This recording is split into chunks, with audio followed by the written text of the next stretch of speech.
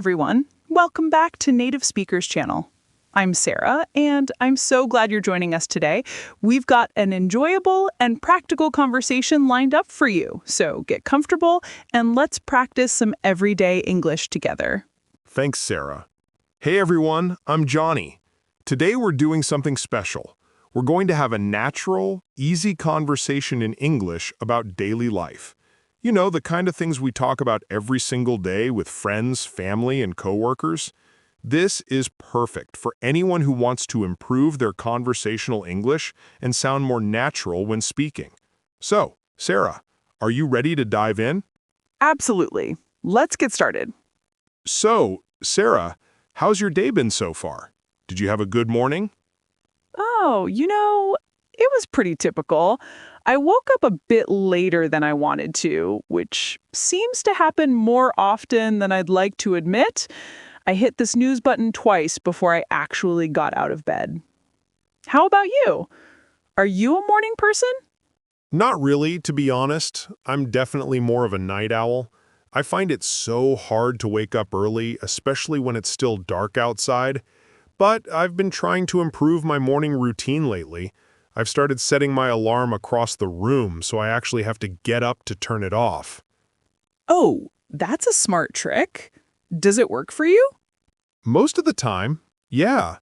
The hardest part is not crawling back into bed after I turn it off. Once I'm up and moving, though, I'm usually okay. What do you usually do first thing in the morning? Well, the very first thing I do is check my phone, which I know isn't the healthiest habit. I'm trying to stop doing that, actually. After that, I usually head straight to the kitchen to make coffee. I absolutely cannot function without my morning coffee. It's like my brain doesn't turn on until I've had at least a few sips. I'm exactly the same way. Coffee is essential. What kind of coffee do you prefer? Do you make it at home or do you go to a coffee shop? I usually make it at home on weekdays because it's faster and cheaper. I have a pretty simple coffee maker, nothing fancy, just regular drip coffee with a little bit of milk and sugar. But on weekends, I love treating myself to a nice latte from a local cafe. There's something special about having someone else make your coffee, you know? Plus, I like supporting small businesses in my neighborhood. That's really nice. I'm a bit of a coffee snob, I have to admit. I invested in an espresso machine last year, and now I make my own cappuccinos at home. It took me a while to learn how to froth the milk properly, but now I've gotten pretty good at it. Wow, impressive. I'd love to learn how to do that. Maybe you can teach me sometime. So after coffee, what else is part of your morning routine? After coffee, I usually take a shower, get dressed, and then I try to eat something for breakfast. I've been told that breakfast is the most important meal of the day, but I'm terrible at actually making time for it. I usually just grab something quick, like toast or a granola bar. I struggle with breakfast too. I know I should eat something substantial, but in the morning, I'm just not that hungry. Plus, I'm always running late, so I end up skipping it more often than I should. Do you think that's really bad for us? Probably not the best habit, but I think as long as we're eating well throughout the rest of the day, it's not the end of the world. Everyone's different, right? Some people need a big breakfast and others do fine without it. What do you usually have for lunch? For lunch, it depends on whether I'm working from home or going into the office. When I'm at home, I usually make a sandwich or heat leftovers from dinner the night before. When I'm at the office, I either bring a packed lunch or go out with coworkers. There's a really good Thai restaurant near my office that we go to pretty often. Oh, I love Thai food. What's your favorite dish there? I'm obsessed with their pad Thai. It's got the perfect balance of sweet, salty, and a little bit of spice. They also make amazing spring rolls. What about you? Do you pack your lunch or buy it?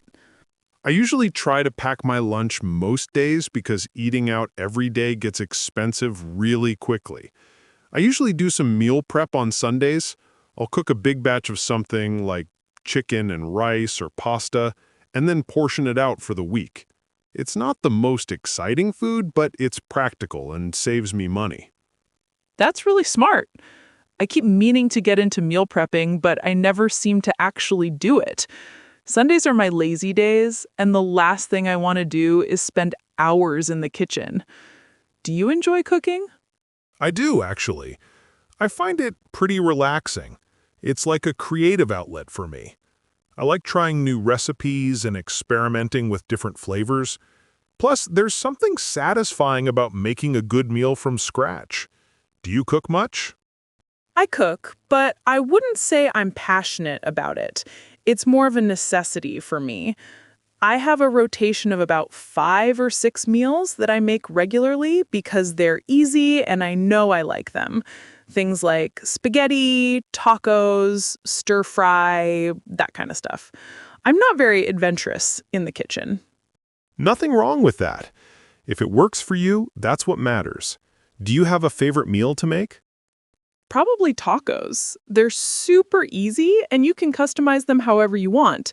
I just cook some ground beef or chicken, add some seasoning, and then set out all the toppings like lettuce, cheese, tomatoes, and sour cream. Everyone can make their own, which is nice when I have friends over. Taco night is always a hit. Speaking of having friends over, do you entertain often? Like, do you have people over for dinner or game nights, things like that? I used to more often, but lately I've been pretty busy. I do enjoy hosting, though. There's something really nice about having friends over, cooking a meal together, and just hanging out and talking. It feels more personal than going out to a restaurant. Do you like having people over? Yeah, I do. I actually hosted a dinner party a few weeks ago. I made lasagna, which took forever to prepare, but everyone really enjoyed it. We played board games afterward, which was a lot of fun. I think there's been a bit of a resurgence in board games lately. People are looking for ways to socialize that don't involve just staring at screens. I've noticed that too. Board games are having a moment. My friends and I have been getting together for game nights pretty regularly. We've been playing everything from classic games like Monopoly to newer ones like Codenames and Ticket to Ride. It's a great way to unwind after a long week. Absolutely. Speaking of unwinding, what do you usually do to relax after work? How do you de-stress? Good question. It really depends on my mood and how tired I am. Some days I just want to collapse on the couch and watch TV. I've been binge watching a lot of series lately. Other days I like to go for a walk or do some yoga. Exercise really helps me clear my head. What about you? I'm similar. I love watching shows too. I just finished watching this amazing crime drama series. I won't spoil it, but it was so good I watched the entire season in like 3 days. I also like playing video games to unwind. It's a good way to zone out and forget about work stress for a while. What kind of video games do you play? I used to play a lot when I was younger, but I haven't really kept up with it. I play all kinds, but lately I've been into open-world adventure games. You know, the ones where you can just explore and do whatever you want. They're really immersive. I also play some online multiplayer games with friends. It's become our way of hanging out, especially since some of my friends live in different cities now. That's actually really cool. It's like a virtual hangout. Technology has made it so much easier to stay connected with people who are far away. I video call my family pretty regularly since they live in another state. It's not the same as being there in person, but it's better than nothing. Definitely. I do the same thing with my family. We have a group chat where we share photos and updates, and we try to do video calls at least once a week. It's nice to see their faces and catch up on what's going on in their lives. Do you get to visit your family often? I try to visit them a few times a year, usually for holidays and special occasions. It's about a 4-hour drive, so it's doable for a weekend trip, but with work and other commitments, it's hard to find the time. I always feel guilty about not visiting more often, you know? Like I should be making more of an effort. I think a lot of people feel that way. We all have busy lives, and it's hard to balance everything. I'm sure your family understands. The important thing is that you do make the effort when you can. What do you usually do when you visit them? Mostly just spend quality time together. We'll have big family dinners, play cards, watch movies, and go for walks around the neighborhood. Pretty low-key stuff, but it's nice. My mom always cooks all my favorite foods when I visit, which is amazing. There's nothing like a home-cooked meal from your mom, right? Oh, absolutely. My mom does the same thing. She always makes way too much food, and then she sends me home with a ton of leftovers. I'm not complaining, though. Her cooking is the best. Do you have any siblings? Yes, I have one older brother. We're pretty close, even though we're very different people. He's much more outdoorsy and athletic than I am. He's always going on hiking trips and camping adventures. I'm more of an indoor person, but I admire his adventurous spirit. Do you have siblings? I have a younger sister. She just graduated from college last year, so she's starting her career and figuring out adult life. It's been interesting watching her go through that transition. I try to give her advice when she asks for it, but mostly I just try to be supportive. The working world can be overwhelming at first. That's really sweet of you to be there for her. Starting your first real job is definitely a big adjustment. I remember feeling completely lost when I first started working full-time. Everything felt so official and serious. It took me a while to find my rhythm and feel confident in what I was doing. Same here. I think everyone goes through that period of adjustment. You're learning not just the job itself, but also how to navigate office dynamics, how to manage your time, and how to balance work and personal life. It's a lot all at once. Speaking of work-life balance, do you feel like you have a good balance right now? Honestly, it's something I'm always working on. Some weeks are better than others. There are times when work gets really busy and I feel like I'm spending all my time and energy on my job, and then my personal life suffers. Other times, I'm better about setting boundaries and making sure I have time for myself and the things I enjoy. It's an ongoing challenge. How about you? I struggle with it too. I tend to be a bit of a workaholic, if I'm being honest. I have trouble disconnecting from work, especially since I can access my email and everything from my phone. I've been trying to get better about not checking work stuff after hours, but it's hard. I feel like there's always something I could be doing or someone I should be responding to. That's such a common problem these days. Technology was supposed to make our lives easier, but in some ways, it's made it harder to truly disconnect. Have you tried any strategies to help with that? Yeah, I've started turning off notifications for work apps after a certain time in the evening. That way, I'm not constantly seeing messages pop up and feeling obligated to respond. I've also been trying to create more structure in my day, like designating specific times for checking email rather than doing it constantly throughout the day. It's a work in progress, but I think it's helping. Those sound like really good strategies. I should probably try something similar. I think setting boundaries is so important for mental health. We need time to rest and recharge. Otherwise, we just burn out. What do you like to do on weekends when you're not working? Weekends are sacred to me. I try to fill them with things I enjoy. I usually sleep in on Saturday morning, which is such a luxury during the week. Then I might go to the gym, run some errands, meet up with friends, or just have a chill day at home. On Sundays, I like to keep pretty relaxed. I'll do my meal prep, watch some sports or a movie, maybe read a book. Just recharge before the work week starts again. What about you? What's a typical weekend like for you? Pretty similar, actually. I also love sleeping in on weekends. It's one of my favorite things. I usually have at least one social thing planned, like brunch with friends or going to a movie.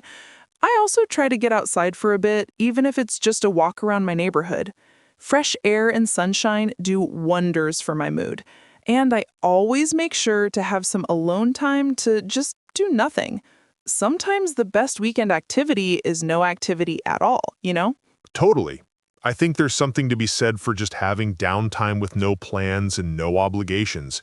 We're so busy and scheduled all the time that it's nice to have moments where you can just be spontaneous or do absolutely nothing without feeling guilty about it. Exactly. I think our culture is too focused on productivity and being busy all the time. Like we feel like we always have to be doing something, achieving something, going somewhere. But rest is just as important as being productive. Rest is actually what allows us to be productive in the first place. Well said, Sarah. I think we often forget that. We need to give ourselves permission to just relax and not feel bad about it. Life isn't just about checking things off a to-do list. It's about enjoying the moments, connecting with people, and finding joy in the everyday things. Beautifully put, Johnny. And speaking of everyday things, that's really what we've been talking about this whole time, isn't it? Just normal, daily life stuff. But these are the conversations we have all the time, and they're so important for building connections with people. Absolutely. This is the kind of English you'll use every day when you're talking to native speakers. It's not fancy or complicated, but it's real and natural. And practicing these kinds of conversations is one of the best ways to improve your English skills. I couldn't agree more. I hope everyone listening has found this conversation helpful. Remember, the more you practice, the more confident you'll become. Don't be afraid to make mistakes. That's how we learn. Well said, Sarah. And for everyone watching, thank you so much for spending time with us today. Keep practicing your English, keep having conversations, and most importantly, enjoy the process of learning. Thanks for joining us on Native Speakers Channel. We'll see you next time. Take care, everyone. Bye for now.